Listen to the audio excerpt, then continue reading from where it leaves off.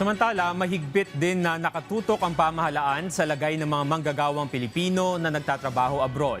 Kabilang na dyan ang mga tinatawag na seasonal workers sa South Korea. Ang mahakbang para sila'y maprotektahan, alamin sa sentro ng balita ni Bea Gaza de Guzman ng Radyo Pilipinas World Service.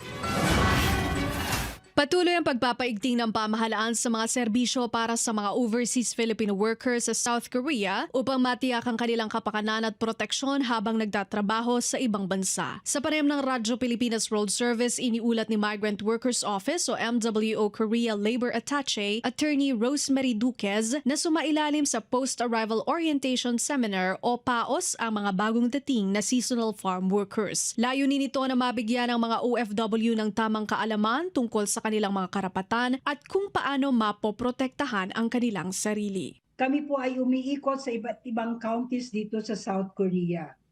Katulad po nung sinabi ninyo, last week ay yung mga galing Laguna, and then meron din po tayong galing ng Cagayan, Isabela, Quirino, around 140 po sila na binigyan po natin ng post-arrival orientation seminar. Pagmamalaki pa ng MWO Korea, patuloy na lumalawak ang kooperasyon sa pagitan ng Pilipinas at South Korea sa ilalim ng naturang programa, kung saan umabot na sa 82 ang Memorandum of Understanding ng mga local government units dito sa Pilipinas. Bukod sa field monitoring ng MWO, ipinag-utos na rin ng South Korean government na magkaroon ng access sa monitoring ng sahod at insurance ang mga seasonal farm workers.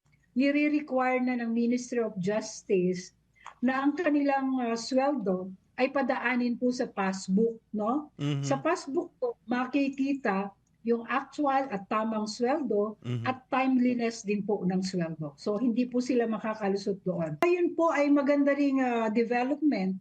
Ni-require na po ng Ministry of Agriculture nila na magkaroon pa po sila ng compulsory insurance, accident insurance. Sa pinakahuling datos ng MWO Korea, umabot sa mahigit 14,000 ang kabuang bilang ng mga nakilahok sa PAOS nitong Abril 28. Sa bilang na ito, 140 ang seasonal farm workers o yung mga manggagawa na nagtatrabaho sa agricultural at mga aqua farm. Para sa Integrated State Media, Bea Gaza de Guzman, Radyo Pilipinas World Service.